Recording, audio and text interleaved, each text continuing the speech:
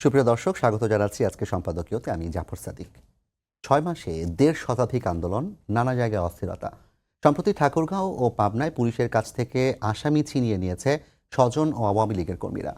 গোপালগঞ্জে লিফলেট বিতরণে বাধা দিলে পুলিশের ওপর হামলা করে স্থানীয় আওয়ামী লীগ। এসব ঘটনার পেছনে বিভিন্ন মহলের ইন্ধন কিংবা রাজনৈতিক সংশ্লিষ্টতা থাকার সন্দেহ করছেন অনেকে।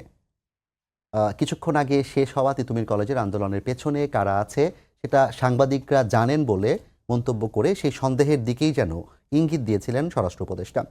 এর মাঝেই আজ প্রধান উপদেষ্টা ডক্টর মোহাম্মদ ইউনূস আইনশৃঙ্খলা বাহিনীর প্রধানদের উদ্দেশ্যে বলেছেন, আমাদের এমনভাবে সতর্ক থাকতে হবে যেন আমরা যুদ্ধের মতো পরিস্থিতিতে রয়েছি।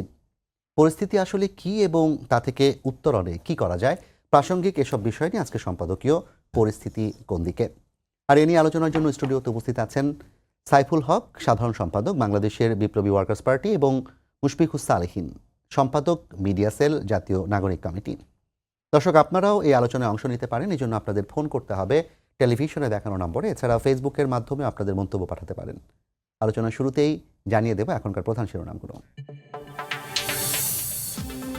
শিক্ষা মন্ত্রণালয়ের আশ্বাসে আন্দোলন প্রত্যাহার তিতুমির কলেজ শিক্ষার্থীদের। 7 দিনের মধ্যে প্রতিশ্রুতি বাস্তবায়ন না হলে আবারও রাজপথে নামার হুঁশিয়ারি।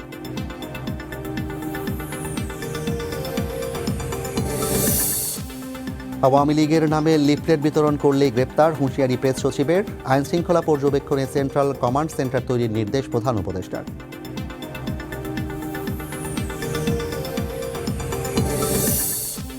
রাজনৈতিক হয়রানিমূলক মামলা প্রত্যাহারে নেই অগ্রগতি, গড়িমসির অভিযোগ বিএনপির। নেপথ্যে কেউ কলকাঠি নাড়ছে কিনা সন্দেহ আইনজীবী নেতাদের, দ্রুত পদক্ষেপের দাবি। অল্প সংখ্যক নয়, রোডম্যাপ ধরে সব রোহিঙ্গাকে ফেরত পাঠাতে চায় ঢাকা, জানালেন পররাষ্ট্র উপদেষ্টা। ভারত, চীন, যুক্তরাষ্ট্রের সঙ্গে ভারসাম্যপূর্ণ সম্পর্কে জোর।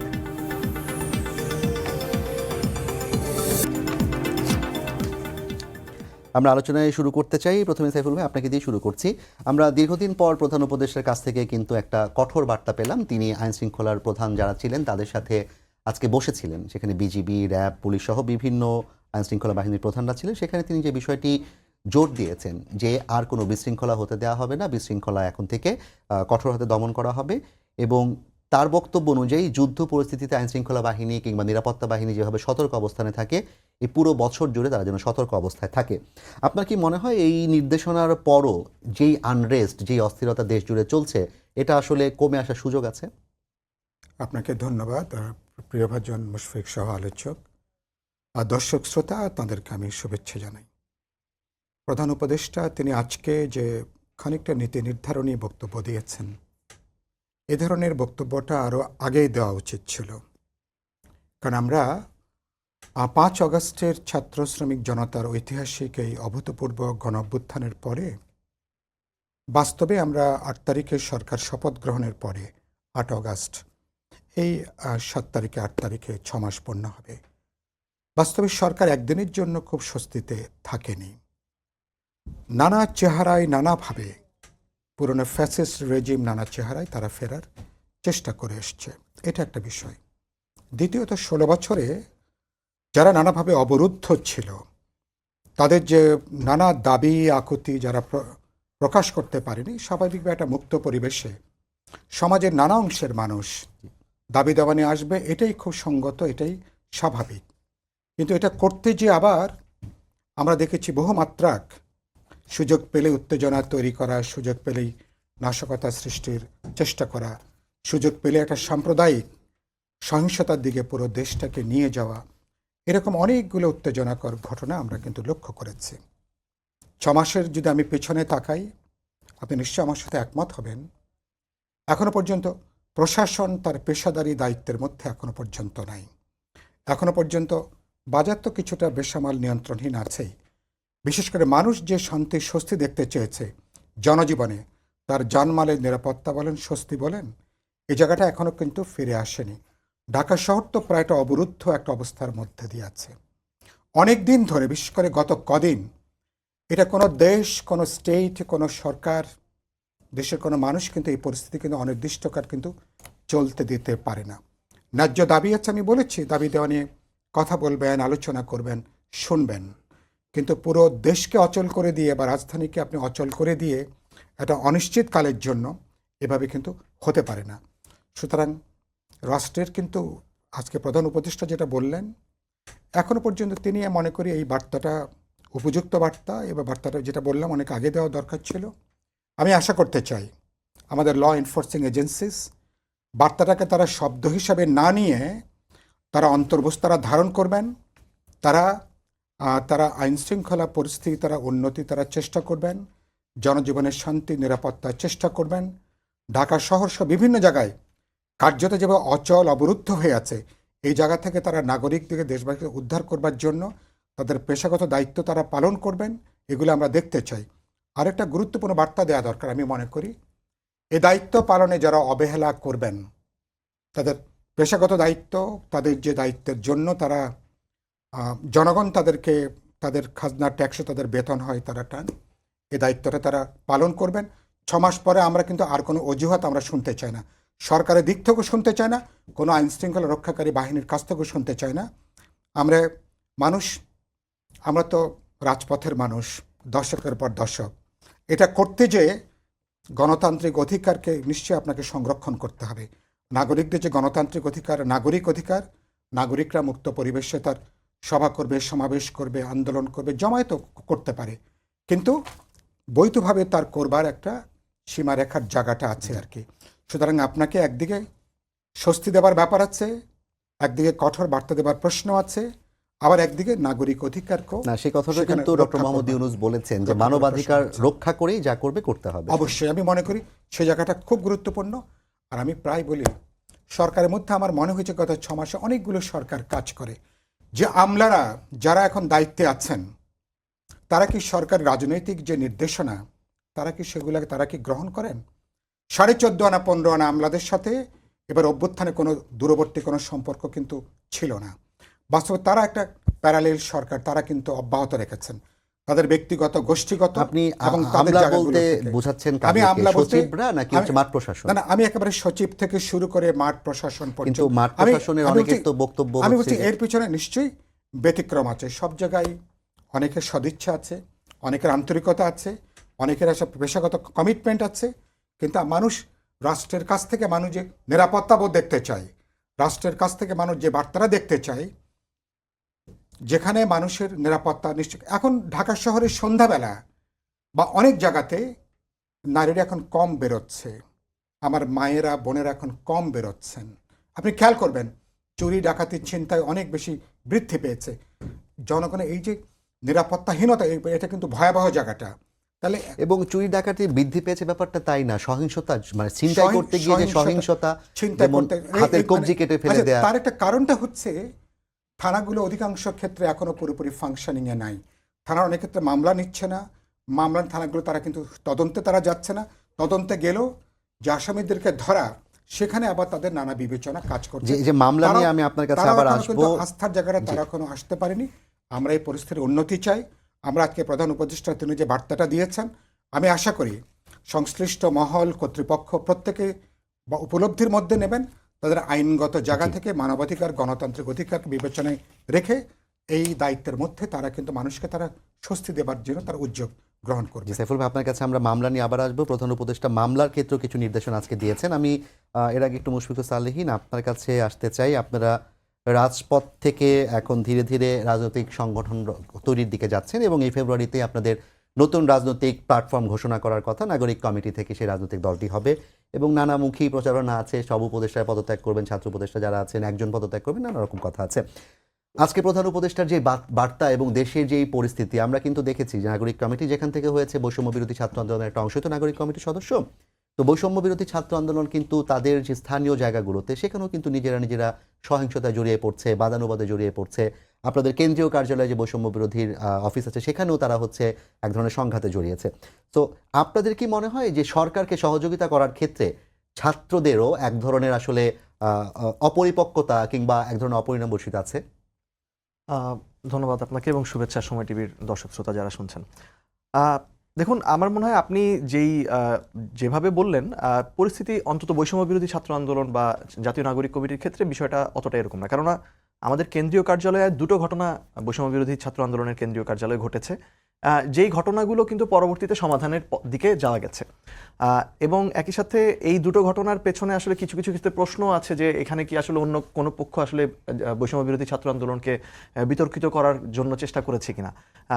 তার মানে পরিস্থিতি আসলে বৈষম্য বিরোধী ছাত্র আন্দোলনকে যেভাবে বলছেন যে আসলে দেশের বিভিন্ন অঞ্চলে এক ধরনের বাকবিতণ্ডায় জড়াচ্ছে, এটাকে একটু মাত্রা না, গতকালও কিন্তু একটা জেলাতে প্রায় নতুন কমিটি গঠন নিয়ে সেখানে কিন্তু মারামারি হয়েছে। দেখুন, এখন যখন একটা রাজনৈতিক দল গঠন হচ্ছে, মানুষকে সংগঠিত করার চেষ্টা করা হচ্ছে, সেখানে নানা ধরনের মতপার্থক্য থাকবে। এবং আরেকটা জিনিস হচ্ছে আমাদের এখন যখন আমাদের আপনাদের দিক থেকে অন্তত ছাত্রদের একটা ইউনিটি দরকার ছিল, সেখানে 7 কলেজ আলাদা হয়ে বিক্ষোভ করছে, বৈষম্য বিরোধী সমন্বয়কদেরকে তারা মানছে না কিংবা মানার চেষ্টা করছে না, আহতরা হচ্ছে হাসপাতাল থেকে বেরিয়ে এসে রাতভর প্রধান উপদেষ্টার বাসার সামনে বসে থাকছে। তো ছাত্রদের ক্ষেত্রে কি অসহিষ্ণুতা নাকি তারা আসলে অধৈর্য হয়ে উঠেছে? না, দেখুন, একটা তো বিষয় রয়েছে যে 15 বছর ধরে মানুষের মধ্যে যে একটা পুঞ্জীভূত ক্ষোভ রয়েছে, অনেক বিষয় মানুষ বলতে চেয়েও বলতে পায়নি, এখন হঠাৎ করে বাঁধ খুলে গেছে, মানুষ সেটা বলা শুরু করেছে। এবং হয়তো মনে হচ্ছে যে হঠাৎ করে আমরা 5 আগস্টে ভেবেছিলাম যে আমূল একটা পরিবর্তন চলে আসবে, আমরা নতুন একটা বাংলাদেশ দেখবো, আমরা হয়তো একেবারে উন্নত বিশ্বের রাষ্ট্র যেরকম এক ধরনের প্রক্রিয়ার মধ্যে দিয়ে যায় বা একটা সমাজ গড়ে ওঠে সেরকমই আমরা চলে যাব। তো এই প্রত্যাশাটা আসলে কিভাবে বাস্তবায়িত হবে এইটা নিয়ে আমাদের সবারই হয়তো বুঝে উঠতে আর একটু সময় লাগবে। আরেকটি বিষয় হচ্ছে, দেখুন, এই যে 15 বছর ধরে যখন আমরা এক ধরনের রাজনৈতিক কার্যকলাপ দেখে এসেছি, আমরা যারা এই সময়টায় বেড়ে উঠেছি, আমরা রাজনীতি আসলে কিভাবে করতে হয়, এই রাজনীতিটা আসলে তো ওই বডি ল্যাঙ্গুয়েজ, ওইভাবে অ্যাক্টিভিটিস করা, ওইভাবে স্লোগান দেওয়া, এটাই তো দেখে এসেছি। তো যখন আমরা নতুন একটা রাজনীতি তৈরি করতে যাচ্ছি, আমাদের আসলে অনেক কিছু আনলার্ন করারও বিষয় আছে। যে আমরা হয়তো এই প্রক্রিয়াটার জন্য কিন্তু ছাত্র সমাজকে বা নতুন করে যারা সংগঠিত হচ্ছে তাদেরকে একটু সময়টা দেওয়া প্রয়োজন। কেননা তাদের ইন্টেনশনটা দেখতে হবে যাতে তারা কি আসলে চেষ্টাটি করছে কিনা নতুন করে নিজেদেরকে নতুন ধরনের একটা রাজনৈতিক সংস্কৃতি তৈরি করার। এখন আহতদের ব্যাপারটি যেটি বললেন যে সেটি তো আসলে সত্যি যে আসলে সরকারের পক্ষ থেকে আমরা আহতদের জন্য যেই পরিমাণ উদ্যোগ নেওয়া প্রয়োজন ছিল বলে মনে করছি সেটা আসলে পর্যাপ্ত হয়নি। এবং সেক্ষেত্রে এক ধরনের সমালোচনা, এক ধরনের ব্যর্থতা সরকারের এই রয়েছে। এবং সেটি জায়গা থেকে কিছু ধরনের যেমন সেটার একটা বহিঃপ্রকাশ ঘটবে, সেই সাথে আসলে এটিও লক্ষ্য রাখা প্রয়োজন যে মানুষের কিছু জেনুইন কনসার্ন বা জেনুইন ক্ষোভটাকে অন্য কোনো মহল ব্যবহার করার চেষ্টা করছে কিনা। যেমন মাননীয় প্রধান উপদেষ্টা আজকে খুব যথার্থই বলেছেন যে দেখুন, আমরা আসলে কেমন পরিস্থিতিতে রয়েছি। আমরা দেখতে পাচ্ছি আওয়ামী লীগের ফেব্রুয়ারি মাস জুড়ে বিভিন্ন কর্মসূচি দেওয়ার তারা চেষ্টা করছে। আমরা দেখতে পাচ্ছি ছাত্রলীগের পেজ থেকে বিভিন্ন তালিকা করা হচ্ছে যে কারা এই গণ অভ্যুত্থানের সাথে যুক্ত রয়েছে, তাদেরকে তারা মোটামুটি ফাঁসির রায় দিয়ে দিয়েছে তাদের পক্ষ থেকে। আমরা জানি গত 15 বছর ধরে আওয়ামী লীগের যে দোসররা রয়েছে বা এই তাদের কি পরিমাণ দুর্নীতির ফলে জমানো টাকা তাদের কাছে রয়েছে, তাদের হাতে রয়েছে। অনলাইনে তারা কি পরিমাণ বট আইডি ক্রিয়েট করে রেখেছে মানুষের মধ্যে বিভ্রান্তি তৈরি করার জন্য। গত 15 বছর ধরে তারা যেভাবে অনলাইনে ন্যারেটিভ কন্ট্রোল করেছে, সেই ক্ষমতা তো তাদের এখন চলে যায়নি। সেই ক্ষমতা তাদের রয়েছে, সেই টাকা তাদের হাতে রয়েছে এবং সেটা তারা এখন ব্যবহার করার চেষ্টা করছে। পাল্টা ন্যারেটিভ তৈরি করার ক্ষেত্রে যেটা আমরা দেখেছিলাম 5ই আগস্টের আগে, যে অনলাইনে ছাত্র এবং যারা কিনা শিক্ষার্থী ছিলেন তারা সবাই খুব মানে অ্যাক্টিভ ছিলেন। তো আওয়ামী লীগের পাল্টা ন্যারেটিভ তৈরি করার ক্ষেত্রে সরকার কিংবা আপনাদের নাগরিক কমিটি অথবা বৈষম্য বিরোধীদের পক্ষ থেকে এরকম তোড়জোড় কেন নেই? আমার মনে হয় তোড়জোড়টা যখন আপনি দেখবেন, যদি আওয়ামী লীগ আবারও এই ফেব্রুয়ারি মাসে এমন কিছু করার চেষ্টা করে যেটা, গতকালই তো আমরা দেখলাম যে অনলাইন প্ল্যাটফর্মে শেখ হাসিনা তিনি যুক্ত হয়েছেন বিদেশি একজন ব্লগার আমির রহমান পিয়ালের সাথে, এবং সেখানে তিনি বলেছেন মামলার হিসাব যেভাবে তারা দেখাতে তিনি নির্দেশ দিয়েছেন যে এক মামলায় 180 জন হলে 180টা মামলা হিসেবে কাউন্ট করতে হবে সেটাকে, এভাবে করে পুরো মামলার তালিকা করে পুরো বিশ্বে ছড়িয়ে দিতে বলেছেন তিনি। তো তারা তো একসাথে হচ্ছে। এই প্রশ্নটা যখন আসবে তখন আবার সকল ধরনের সংস্কার কীরকম হবে বা আগামী নির্বাচন কবে হবে, এই ধরনের মতপার্থক্য আমরা ভুলে যেয়ে আবার আওয়ামী লীগের বিরুদ্ধে দাঁড়ানোর জন্য বা আওয়ামী লীগকে প্রতিহত করার জন্য এক হয়ে যাব, সেটা সাইফুল হক ভাইরা হোক বা বিএনপি হোক বা নাগরিক কমিটি বা বৈষম্য বিরোধী ছাত্র আন্দোলন হোক, এটা নিয়ে কোনো ধরনের মানে দ্বিধা বা কোনো ধরনের সংশয় আমাদের মধ্যে নেই। যে আপনার কাছে এই দ্বিধার বিষয় আমি পরে আবার আসছি। সাইফুল ভাই, আপনারও কি মনে হয় যে আসলে এই আওয়ামী লীগের ফিরে আসা কিংবা দেশকে আবার আগের অবস্থায় না যেতে দেওয়ার ব্যাপারে সব রাজনৈতিক দল এবং ছাত্ররা আসলেই এক হতে পারবে? আপনাকে ধন্যবাদ। আমি মনে করি হ্যাঁ, আমাদের মধ্যে ধরুন অভ্যুত্থানের পরে আমাদের মধ্যে তো একটা অভূতপূর্ব তো একটা জাতীয় ঐক্য তৈরি হয়েছিল, এক ধরনের বোঝাপড়া। ঐক্যটা কোন প্রশ্নে? ঐক্যটা হলো অভ্যুত্থানের যে অর্জন, 16 বছর এবং 36 দিন আমরা রাজপথে জানবাজি লড়াই করে 2000 মানুষের রক্তের উপর দিয়ে যে অভ্যুত্থান, যে মানুষের যে অর্জনটা, সেটাকে রক্ষা করবার প্রশ্নে এক। 2 নম্বর হচ্ছে নানা প্রশ্নে আমাদের মধ্যে ভিন্নতা দ্বিমত থাকতে পারে। জাতীয় স্বার্থ, সার্বভৌমত্ব, জাতীয় নিরাপত্তা, এই প্রশ্নে রাজনৈতিক দলগুলো আমরা ঐক্যবদ্ধ। আরেকটা কোন প্রশ্নে আমরা ঐক্যবদ্ধ? আমরা ঐক্যবদ্ধ গণতন্ত্র, গণতান্ত্রিক মূল্যবোধ। দেশে এটা গুরুত্বপূর্ণ অনেকগুলো রিফর্মের কাজ আছে, অনেকগুলো সংস্কারের কাজ আছে। পুরনো জমানায় কেউ আমরা আর ফিরতে চাই না।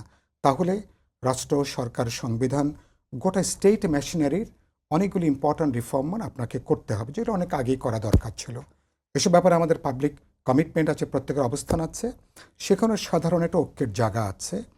আমরা বলেছি সংস্কার এবং নির্বাচন পরস্পর বিরোধী কোনো বিষয় নয়। সে প্রশ্ন একটা ঐক্যের জায়গাটা আছে। আলাপ আলোচনা করে শেষ পর্যন্ত নির্বাচনের মধ্য দিয়ে একটা গণতান্ত্রিক অভিযাত্রার পথে দেশটা যাবে। আরেকটা 16 বছর আমাদের এখানে মুক্তিযুদ্ধের পরে সবচেয়ে বড় যে গণহত্যা সংগঠিত হয়েছে জুলাই আগস্টে বা 16 বছর ধরে, তার তো একটা বিচারের প্রশ্ন আছে। 16 বছরে যে অপরাধগুলো সংগঠিত হয়েছে, গুম, খুন, হত্যা, সন্ত্রাস, ইস্ট ইন্ডিয়া কোম্পানির মতন দেশটাকে প্রায় খালি করে দেওয়া, লোপাট করা, একটা লুটের বাজারে পরিণত করা, তাহলে তার বিচারের প্রশ্ন আছে। বড় দাগের অনেকগুলো প্রশ্নে রাজনৈতিক দলগুলোর মধ্যে ঐক্যের জায়গা আছে। আমার কাছে অনেকগুলো প্রশ্ন চলে শেষ করি, আসছে, জি। কিন্তু এর মধ্যে বিভিন্ন প্রশ্নে বিরোধ আছে। নির্বাচন যত এগিয়ে আসবে, প্রতিটা দল, প্রতিটা জোট নিজস্ব এজেন্ডা নিয়ে যাবে।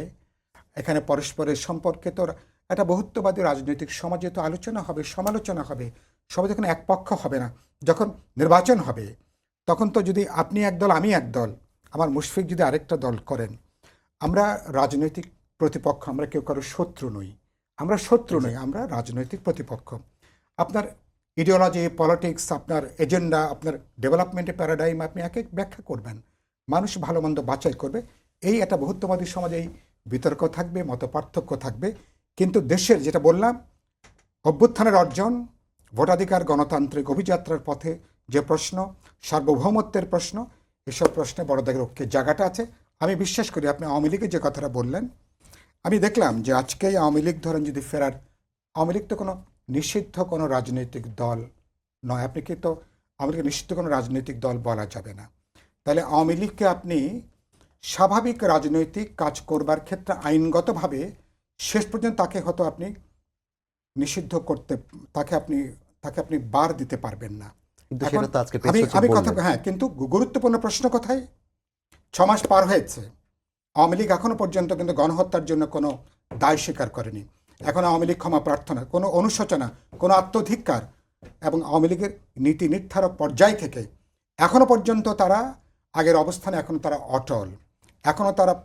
এখনো তারা নানাভাবে তারা, ওই যে বলে না, বিপ্লবের পেছনে যেমন প্রতি বিপ্লব হাঁটে, অভ্যুত্থানের পেছনেও প্রতি অভ্যুত্থান পাল্টা নাশকতার সাইফুল ভাই, ছক আমাকে এখনো একটু পর্যন্ত সুযোগ আমি দেন, দেখছি। অনেকগুলো প্রশ্ন ফলে জমে গেছে। আমি যদি সেই আপনি প্রশ্নে- গণহত্যা নিয়ে আপনি সেই- বলেন, তাহলে জামায়াত ইসলামীর যে ভূমিকা নিয়ে কথা হয়, সেই জি, ভূমিকার বলুন। জন্য তারা ক্ষমা প্রার্থনা করেনি। জি, আরেকটা প্রশ্ন সাম্প্রতিক সময়ে উঠছে, জি, 21শে আগস্টকে তো বিএনপির বিরুদ্ধেই তীর ছড়ে আওয়ামী লীগ। জি, সেই ক্ষেত্রে তারা বলছে 21শে আগস্ট নিয়েও তো বিএনপি কিংবা তৎকালীন সরকার ক্ষমা প্রার্থনা করেনি, তাহলে আওয়ামী লীগকে কেন ক্ষমা প্রার্থনা করতে হবে? আমি জামাতের প্রশ্ন আমরা 53-54 বছর ধরে আমরা আলোচনা করছি। আমি পরিষ্কার, ইতিমধ্যে আমি বহু জায়গায় বলেছি, মুক্তিযুদ্ধের সময় যারা গণহত্যার সঙ্গে যুক্ত, প্রত্যক্ষ পরোক্ষভাবে, আল বদরকে আল শামস বলি বা নানা বাহিনীর পরিচয় বলি, এবং তার তো রাজনৈতিকভাবে যারা জামাত ইসলামী, মুসলিম লীগ যারা যুক্ত ছিলেন, তাদের বিচারের প্রশ্ন যেমন প্রতিশোধ, প্রতিহিংসার বিষয় নয়।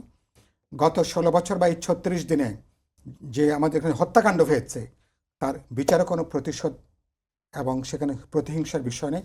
অন্যায় হয়েছে, খুন হয়েছে, তার বিচার হওয়া প্রশ্ন। সুতরাং মানে ওটা একটা ন্যায্য, একটা অন্যায্য, কথাটা এরকম না। সকল এই ধরনের অপরাধের বিচার হওয়ার প্রশ্ন আছে। তার সাথে আপনি 21শে আগস্টের, এটা তো একটা মর্মান্তিক ঘটনা, একটা দলের নেতৃত্বকে নিশ্চিহ্ন করবার যে তৎপরতা, সেটা একটা আলাদা আলোচনা। তার সাথে আপনি আবার মুক্তিযুদ্ধের ভূমিকা, না, এই প্রশ্নটা আমি করছি না, এই প্রশ্নটা হচ্ছে আওয়ামী লীগের পক্ষ থেকে আমি আসছে। বলছি আপনি, না না, আমরা তো নিশ্চয়ই সেখানে তো একটা মর্মান্তিক ঘটনা সংঘটিত, আমরা তো তারও আমরা বিচার চেয়েছি, এবং আমরা চেয়েছি দলীয় পক্ষপাতের বাইরে যে আমাদের এখানে দুর্ভাগ্যজনক কি, সমস্ত বড় বড় অপরাধগুলো শেষ পর্যন্ত একটা ব্লেম গেমে এটা পর্যবসিত হয়। ফলে প্রকৃত অপরাধী, প্রকৃত খুনি, প্রকৃত দুষ্কৃতিকারী তারা কিন্তু বেরিয়ে যায়। আমরা সেজন্য বলেছি এবার পুলিশের যে সংস্কার, তদন্তে কমিশনের যে জায়গাটা, বিচার ব্যবস্থার প্রশ্নটা, এটাকে দলের রাজনৈতিক এজেন্ডার বাইরে, সরকারি হস্তক্ষেপের বাইরে এই বিষয়গুলো করা দরকার, নাহলে বাংলাদেশ ভবিষ্যতে হাঁটতে পারবে না। সুতরাং আমরা এখন আওয়ামী লীগকে ফিরবে, আমি যেটা বলেছি, যদি আপনি নিষিদ্ধ না করে থাকেন, তার স্বাভাবিক কর্মকাণ্ড করবার যদি যুক্তি বলেন, তার সুযোগটা আছে। কিন্তু তার আগে কী কাজটা করতে হবে? আওয়ামী লীগকে বিচারের মুখোমুখি হওয়ার প্রশ্ন আছে, যাদের বিরুদ্ধে অপরাধ আছে অপরাধের বিচারের প্রশ্ন আছে, আওয়ামী লীগের দুঃখ প্রকাশ, ক্ষমা প্রার্থনা করে আত্মধিক্কারের প্রশ্ন আছে। নতুনভাবে আওয়ামী লীগ মানুষের কাছে কি আত্মসমালোচনা দিয়ে, কি উপলব্ধি দিয়ে তারা হাজির হতে চায়, আওয়ামী লীগ যেভাবে চোরা গোপ্তা কায়দায় যেভাবে লিফলেট বন্টন করছে, এই ফর্মে কিন্তু আওয়ামী লীগের ফেরার কোনো সুযোগ নেই। ঠিক আছে, আওয়ামী লীগকে মানুষের কাছে বলতে হবে 16 বছরে কি অপরাধ করেছে, 36 দিনে কি করেছে, এই ক্ষমা প্রার্থনা করে অপরাধ করা, তারপরে আইসিটি ট্রাইব্যুনাল তার বিচার করবে, অন্যান্য তার যে সেগুলোর বিচার হবে। কিন্তু রাজনৈতিকভাবে আওয়ামী লীগকে একটা দল হিসেবে তাকে যদি ফাংশন করতে হয়, তাহলে তাকে মানুষের কাছে, মানুষ আওয়ামী লীগের কাছ থেকে যে বক্তব্যটা চেয়েছিল গত 6 মাসে, দুর্ভাগ্যজনকভাবে আওয়ামী লীগ একটা বাক্য এ পর্যন্ত সে কথা বলতে পারেনি। সুতরাং আওয়ামী লীগকে যদি এভাবে ফেরার চেষ্টা করা হয়, সেটা সম্ভবত মানুষ গ্রহণ করবে না। জি, সাইফুল ভাই আপনাকে ধন্যবাদ। মুশফিক, আপনার কাছে আমি একটু আওয়ামী লীগ প্রসঙ্গে প্রশ্ন করতে চাই, যদিও এই প্রসঙ্গটা যত বেশি আলাপ হবে তত বেশি আলাপের দিকে যাবে। তারপর প্রশ্নটি আমি করতে চাই এই জায়গা থেকে, আমরা যখন দেখলাম যে শেখ হাসিনার একজন ভাতিজি টিউলিপ সিদ্দিকী, তাকে যুক্তরাষ্ট্রের মিনিস্টারের পদ ছাড়তে হলো, যুক্তরাষ্ট্রের যে তদন্ত সংস্থা তারা বাংলাদেশ সরকারের সাথে যোগাযোগ করলো এবং সেখানে তার বিরুদ্ধে তদন্ত, অধিকতর তদন্ত হচ্ছে। শেখ হাসিনা এবং তার পরিবারের সদস্যদের ব্যাংক অ্যাকাউন্ট চাওয়া হয়েছে, তাদের বিরুদ্ধে দুর্নীতির অসংখ্য মামলা হচ্ছে এবং আওয়ামী লীগের পক্ষ থেকে দাবি করা হয়েছে শেখ হাসিনার বিরুদ্ধে 250 শতাধিক মামলা হয়েছে। এই সময়টায় এসে আসলে কি এই ধরনের মামলাগুলো থেকে দৃষ্টি সরানোর জন্য কিংবা মামলাগুলো একটু আড়ালে হারিয়ে দেওয়ার জন্যই কি আওয়ামী লীগের রাজনৈতিক কর্মসূচি নেওয়ার চেষ্টা করছে? দেখুন, যারা চক্রান্তকারী তাদের নানা ধরনের চক্রান্ত থাকতেই পারে। আমাদের মনে হয় জাতীয় রাজনীতির ডিসকোর্সে আওয়ামী লীগ কি বলছে না বলছে এটা এখন ইররিলেভেন্ট, কেননা যারা একটা না, এটা গণহত্যাকারী দল- ইররিলেভেন্ট, কিন্তু আপনি তো সারাদিন সেই সংখ্যাটা নিয়েই বেঁচে আছেন, সারাদিন সেই একইভাবেই আওয়ামী লীগ যেমন নাকি যুদ্ধ অপরাধ, মুক্তিযুদ্ধ চেতনার কথা বলতো, আমরাও কিন্তু দেখছি যে ফ্যাসিবাদ ফিরে আসবে, ফ্যাসিবাদ নিয়ে আমাদের আলোচনাগুলো সবসময় হচ্ছে। তাহলে ইররিলেভেন্ট তো আমরা বলতে পারছি না। দেখুন, আমাদের অবশ্যই ইতিবাচক গঠনমূলক রাজনীতিটাই করা উচিত। আমাদের শুধুমাত্র একটা জুজু, মানে কোনো একটা জিনিসকে জুজু বানিয়ে সেই ভয়ের আড়ালে নিজেদের নানা ধরনের ব্যর্থতা ঢাকার চেষ্টা করা উচিত না, এটা আপনার সাথে একমত। কিন্তু আওয়ামী লীগ যেই বিষয়ে আমাদেরকে আলোচনা করাতে চায়, সেই বিষয়ে যদি, সেই ফাঁদে যদি আমরা পা দেই, তাহলে আসলে তারাই সফল হবে এবং আমাদের গঠনমূলক আলোচনাগুলো ব্যর্থ হয়ে যাবে। দেখুন, এই যে আওয়ামী লীগ নিয়ে যে আইনগত প্রশ্ন, মানে প্রশ্নটা আসছে যে আজকে মাননীয় প্রেস সচিব বলেছেন, মাননীয় প্রধান উপদেষ্টার প্রেস সচিব, যে তাদেরকে বিভিন্ন কার্যকলাপ করতে দেওয়া হবে না। আমরা তো এই জন্যই বলেছি যে আওয়ামী লীগকে নিষিদ্ধ করাটি প্রয়োজন। সেই আমরা কিন্তু শুধুমাত্র অন্ধ প্রতিহিংসার জায়গা থেকে আওয়ামী লীগকে নিষিদ্ধ করার কথা বলছি না। আমরা বলেছিলাম যে আওয়ামী লীগের বিচার করা হোক, গণহত্যার সাথে, দুর্নীতির সাথে, গত গুম খুনের সাথে যে আওয়ামী লীগের যেই নেতাকর্মীরা জড়িত আছেন তাদের বিচার করে ফেলা হোক। এর বাইরে যারা রয়েছেন তারা এই সংগঠনে, এই সন্ত্রাসী সংগঠনের সাথে যুক্ত থাকার কারণে যদি অনুতপ্ত হয়ে জাতির কাছে ক্ষমা প্রার্থনা করে তারা যদি সেই তওবা করে ফেরত আসতে চান, তাহলে তাদের জন্য সেই সুযোগটি রয়েছে। সেই সুযোগটা কি তারা গ্রহণ করছে? না করে তারা চক্রান্তের পথ নিচ্ছে। তখন তো আসলে আমাদের তাদেরকে নিষিদ্ধ করতে বলার যে দাবি, এই দাবি তোলা ছাড়া আমাদের কাছে আর কোনো উপায় থাকছে না। কিন্তু এই জায়গাতেই আমরা আশা করছি বাংলাদেশে অন্যান্য যারা রাজনৈতিক গোষ্ঠী রয়েছে তাদের মধ্যে এই রিয়ালাইজেশনটা হবে যে এখন আওয়ামী লীগকে আপনি বাধা দিবেন, আইনগত কিসের ভিত্তিতে বাধাটা দিবেন? সেই ভিত্তিটা তো তৈরি করা প্রয়োজন। বিশ্ববিদ্যালয়ের ক্যাম্পাসগুলোতে ছাত্রলীগ যেই সন্ত্রাস কার্যক্রম করবে সেটা করার একটা প্রেক্ষাপট তৈরি হয়েছে, কেননা ছাত্রলীগ সেখানে নিষিদ্ধ। কিন্তু আপনি যখন আবার বিচারটা করছেন না, তখন আরেকটা জটিলতা তৈরি হচ্ছে, সেটি হচ্ছে মানুষের স্বাভাবিকভাবেই ছাত্রলীগের উপর প্রচণ্ড ক্ষোভ রয়েছে, ছাত্রলীগের যারা নেতাকর্মী রয়েছেন। কিন্তু কোনো একজন ব্যক্তি যদি তারা ছাত্রলীগের নেতাকর্মী কিন্তু কোনো ধরনের অপরাধ করেননি, তাকে ফেরত আসার সুযোগটা, যদি বিচারটা হতো, বিচারে যদি সে বলতে পারতো যে আসলে আমি এই ধরনের কোনো কার্যকলাপের সাথে যুক্ত না, তাহলে তাদেরও কিন্তু রিকনসিলিয়েশনের মাধ্যমে সমাজে আবার মিশে যাওয়া একটা সুযোগ তৈরি হতো। সেই সুযোগটাও তৈরি হচ্ছে না। তাই আমরা বারবার জোর দিচ্ছি যে আসলে আওয়ামী লীগ কি বারবার বলছে, তার চেয়ে আমাদের প্রয়োজন হচ্ছে বিচার করাটা। আমাদের প্রয়োজন হচ্ছে এই বিচারের মাধ্যমে এই একটা দাগ টেনে দেওয়া। সেই দাগটা যেহেতু আমরা আবার ৭১-এও আমরা টানতে পারিনি, সেই টানতে পারিনি দেখে আবার ফিরে এসেছে এই বারবার প্রশ্নগুলো, কারা যুদ্ধাপরাধী, কারা যুদ্ধাপরাধী না, যুদ্ধাপরাধী ব্যবহার করে রাজনৈতিক প্রতিপক্ষকে ঘায়েল করা হচ্ছে নাকি আসলেই প্রকৃত যুদ্ধাপরাধীদের বিচার করা হচ্ছে। এই আলোচনাগুলো কিন্তু বারবার বাংলাদেশের রাজনীতিতে এই কারণেই ফিরে এসেছে এবং এই জন্যই আমরা বলছি এগুলো একটি সুরাহা প্রয়োজন। এখন যেমন ধরুন আপনি ২১শে আগস্টের গ্রেনেড হামলার কথাটি তুলেন, 21শে আগস্টের গ্রেনেডের হামলার বিষয়টির সাথে বাকি দুটি বিষয় মিলিয়ে ফেলা উচিত না, আমি সাইফুল হক ভাইয়ের সাথে একমত। কিন্তু মানুষের মধ্যে এই বিষয়ে পরিষ্কার মানে একটা পরিষ্কার উত্তর কিভাবে আসতো, যদি এই দেশের বিচার ব্যবস্থার উপরে মানুষের একটা আস্থা তৈরি হতো। এইভাবে যিনি তদন্ত করছেন, যারা সাক্ষী আনছেন, যেই বিচারক রয়েছেন, এদের উপর যদি মানুষের সেই আস্থাটা থাকতো। কিন্তু এখন আমাদের মধ্যে একটা ধারণা তৈরি হয়ে গিয়েছে যে এই বিচারগুলো আসলে সবসময় রাজনৈতিক প্রভাব যুক্ত হয়। সেই কারণেই তো আমরা বলছি যে আমাদের পরবর্তী যে আলাপটা, বিচারের পাশাপাশি সংস্কারটাও করতে হবে।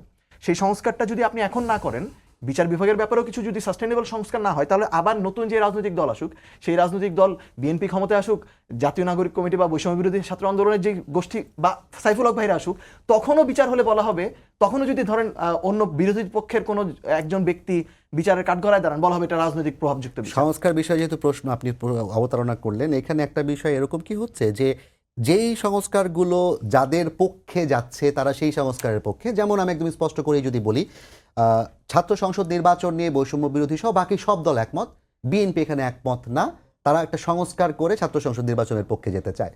আবার আন্দোলনের আগে এবং আন্দোলনের অব্যাহতি পরেই কিন্তু আমরা দেখেছিলাম যে ক্যাম্পাসগুলোতে ছাত্র রাজনীতি বন্ধ করার বিষয়ে বৈষম্য বিরোধী ছাত্র আন্দোলন নাগরিক কমিটি খুব সোচ্চার ছিলেন। কিন্তু একই সাথে একটা সংস্কার কমিশনের রিপোর্টে আমরা দেখলাম তারা সুপারিশ করেছে যে ক্যাম্পাসগুলোতে ছাত্র রাজনীতি বন্ধ করতে হবে, ছাত্র রাজনীতি বিশেষ করে। সেই জায়গাটাতে আবার কিন্তু দেখছি যে ওই ছাত্র দলের সাথে সবাই একমত হয়েছেন যে না, ছাত্র রাজনীতি থাকতে দিতে হবে। তাহলে আসলে সংস্কার কি পছন্দ অনুযায়ী যার যারটা যার বেছে নিচ্ছেন? দেখুন, এই জায়গায় একটা জিনিস মনে হয় যে আপনার ছাত্র রাজনীতি নিষিদ্ধের যেই দাবিটা যেই কনটেক্সটে এসেছিল আর পরবর্তী যে কনটেক্সট, এটা মনে হয় একটু আলাদা। সেটা হচ্ছে আওয়ামী লীগ ছাত্র রাজনীতির নামে ক্যাম্পাসগুলোতে যেই জিনিসটা কায়েম রেখেছিল, এটা একটা সন্ত্রাসী কর্মকাণ্ড। তারা ছাত্রলীগ ছাড়া কাউকে রাজনীতি করতে দিত না, এবং সেই সময়টায় আমাদের প্রতিবাদ করার জন্য ছাত্রলীগের বিরুদ্ধে বলাটাও অনেক সময় এমন অবস্থা ছিল যে ছাত্রলীগের বিরুদ্ধে বলে তাকে ক্যাম্পাস ছাড়া হয়ে যেতে হতো, তাদেরকে শারীরিকভাবে আক্রমণের শিকার হতে হতো, শিক্ষা জীবন শেষ করতে পারেনি অনেক বিরোধী দলীয় ছাত্রছাত্রী। তখন এটি একটা জায়গা ছিল যে ছাত্র রাজনীতি নিষিদ্ধ করা ছাত্রলীগকে মোকাবেলার একটা কৌশলের একটা অংশ ছিল। কিন্তু ছাত্র রাজনীতির ইতিবাচক যে জায়গাগুলো, সেই জায়গাগুলো তো অস্বীকার করার কোনো জায়গা নেই। মানে ধরুন বৈষম্য বিরোধী ছাত্র আন্দোলন বা আমরা যারা বিভিন্ন সময় ক্যাম্পাসে বিভিন্ন ধরনের আন্দোলনের সাথে জড়িত ছিলাম, এই কার্যক্রমগুলো কি রাজনীতি ছিল না? সেই কার্যক্রমগুলো তো রাজনীতি ছিল।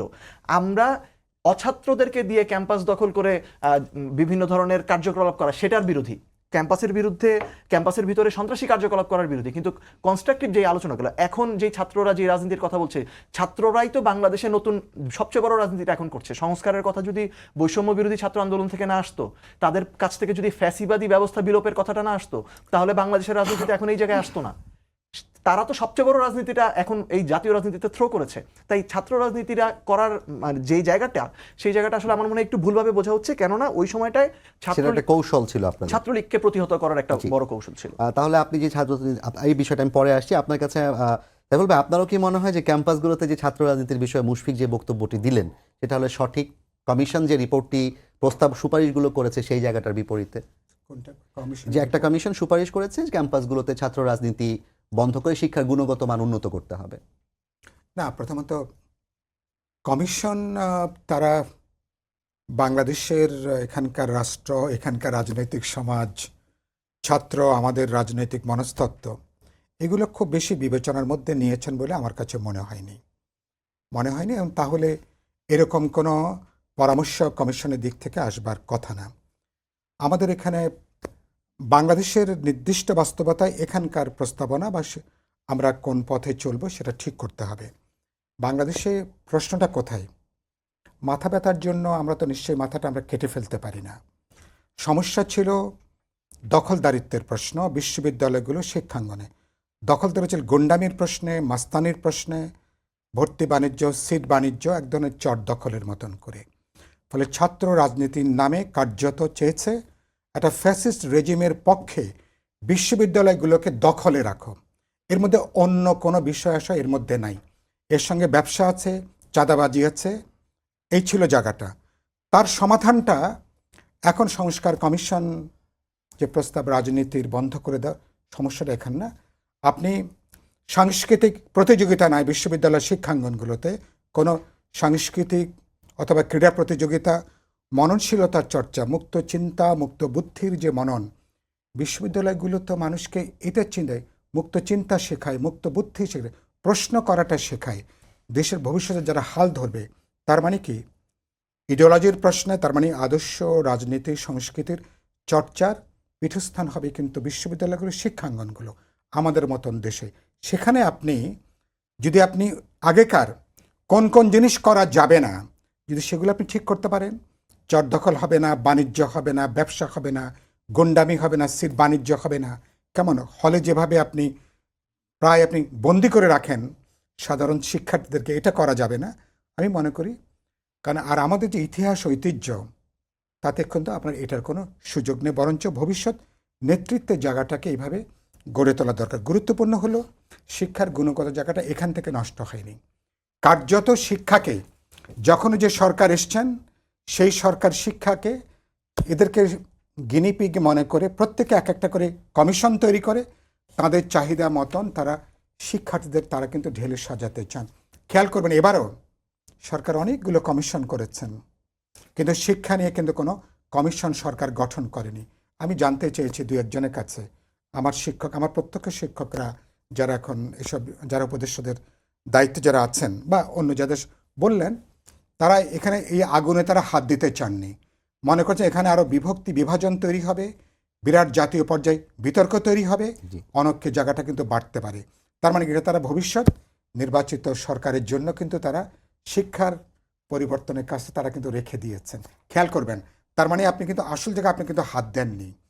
তার মানে যেখানে আদর্শের প্রশ্ন, নীতির প্রশ্ন, কারণ এক দেশে 6 ধরনের শিক্ষা ব্যবস্থা চলছে। আপনি গুণগত উত্তরণের কথা বলে আপনি খেয়াল করবেন, আমরা একদিন ধরে জানছিলাম না প্রাইভেট বিশ্ববিদ্যালয়গুলোতে ছাত্র রাজনীতি প্রায় নিষিদ্ধ ছিল। এবার আমার যদি বলি স্বায়ত্তশাসিত বা সরকারি বিশ্ববিদ্যালয়গুলো তারা যখন আন্দোলন যখন প্রায় স্তীমিত হয়ে গিয়েছিল, বাস্তবে আন্দোলনটা কিন্তু বাঁচিয়ে রেখেছিল কিন্তু প্রাইভেট বিশ্ববিদ্যালয়গুলো। তার মানে কি, যাদেরকে মনে করা হতো যারা রাজনীতির বাইরের মানুষ, তারা কিন্তু হাল ধরলো, তারা কিন্তু বুকটা তারা কিন্তু চিটিয়ে দিল। তারা মানে বন্দুকের সামনে, পুলিশের রাইট কারের সামনে তারা কিন্তু দাঁড়িয়ে গেল। তার মানে আমাদের এদেরকে বলা হয় এনলাইটেন ইন্টেলিজেন্সিয়া। আমাদের ছাত্র তরুণরা তাদের ইতিহাস, তাদের দেশাত্মবোধ, সামাজিক চেতনাবোধের জায়গাটা কিভাবে এটাকে আপনি একটা সুষ্ঠু শিক্ষা কার্যক্রমের মধ্যে যুক্ত করবেন, সিলেবাসে যুক্ত করবেন, আপনার সেখানে মনোযোগের প্রশ্ন। রাজনীতিটা নিষিদ্ধ করা কোনো সমাধান। একটুকে বললেন না, ধরেন আওয়ামী লীগকে নিষিদ্ধ করলে কি আওয়ামী লীগ কি নাই হয়ে যাবে? নিষিদ্ধ করাটা একবিংশ শতাব্দীর কোনো সমাধান না। কারণ এখানে আপনাকে ফাইট করতে, ইডিওলজিক্যালি ফাইট করবেন, পলিটিক্যালি ফাইট করবেন, অর্গানাইজেশনালি ফাইট করবেন, তো তাকে আপনি এক্সপোজ করবেন। একসময় মুসলিম লীগ এখানে একসময় 1 নম্বর রাজনৈতিক দল ছিল না, কিন্তু রাজনীতির কারণের জন্য অনেকগুলো দল ইতিহাসের তারা এখন জাদুঘরে তারা কিন্তু এখন আছেন, মানুষ এটাকে গ্রহণ করেনি। তার মানে আপনি কেউ যদি সময়ের চাহিদা পূরণ করতে না পারে, মানুষের গণতান্ত্রিক পরিবর্তন আকাঙ্ক্ষা যদি ধারণ করতে না পারে, একটা পর্যায়ে কিন্তু তারা কিন্তু হারিয়ে যাবে। এটাই হলো কথা। সুতরাং সমস্যাটা সেটা আওয়ামী লীগের নিষিদ্ধকরণ যেমন সমস্যা না, বিশ্ববিদ্যালয় এটা আপনি সমস্যার সমাধান এটা না। আবার বিশ্ববিদ্যালয়ে শিক্ষার গুণগত কথা বলে আপনি রাজনৈতিক চর্চা, মননশীলতাকে বন্ধ করে দেবেন, এটা কিন্তু সমাধান না। অনেক গভীরে যাওয়া দরকার। খুব দুর্ভাগ্যজনকভাবে যারা যখন ক্ষমতায় থাকেন মনে করেন যে তাদের চেয়ে বোদ্ধা আর কেউ নেই। আমি মনে করি সবাইকে যুক্ত করেন, আলাপ আলোচনা করেন, শিক্ষাবিদ, অভিভাবক, সমাজের গুরুত্বপূর্ণ অংশীজন, রাজনৈতিক দল, ইভেন ছাত্র তরুণ, সবার মতামতটা নিয়ে আপনি এ ব্যাপারে একটা নীতি কৌশল প্রণয়ন আমাদেরকে আসতে হবে। তাহলে আমরা সামনে লাস্টটা বাক্য বলি, করোনার পর থেকে বাংলাদেশে শিক্ষা কার্যত নাই বললে চলে। আমি বলেছি গত 4-5 বছরে আমরা প্রায় একটা অজ্ঞান জাতি হিসাবে আমরা কিন্তু গড়ে উঠছি। এটা কিন্তু এখনই বোঝা যাবে না। 2-4-5 আমার কন্যা একটা পাবলিক ইউনিভার্সিটির সে প্রফেসর, এবং সে দেখছে তার ছাত্রদের ইভেন অভ্যুত্থানের আগের আর পরে তাদের যে মেজাজ, এখন তাদের পাঠ্যপুস্তকের প্রতি আগ্রহের জায়গাটা অনেকখানি কম। সুতরাং তারা তো ভবিষ্যৎ প্রজন্ম, আরও 2-5-10 বছর তাদের তো সময় লাগবে।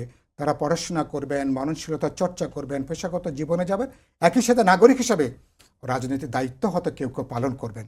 কিন্তু পুরো বিষয়টা, পুরো মনন জায়গাটাই কিন্তু এখন পরিবর্তন হয়ে গেছে।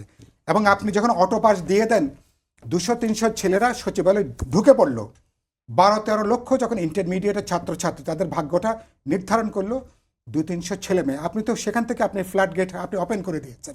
এরপর থেকে আন্দোলনটা চললো যে সচিবালয় ঘেরাও করলে, সচিবালয় ঢুকে পড়তে পারলে তাহলে কিন্তু দাবি দেওয়া আদায় করা যায়। তার মানে কিন্তু শুরুতেই সাইফুল ভাই, আমাদের সময় একদমই না। আমি একটু জায়গা- এই মুশফিকের জায়গায় কাছে নিয়ে যেতে গেছেন। চাই। দুটো প্রশ্ন আপনার কাছে। এগুলো পরিবর্তন একটা দরকার। বিষয় হচ্ছে বেসরকারি বিশ্ববিদ্যালয়ের শিক্ষার্থীদের কথা বলা হলো।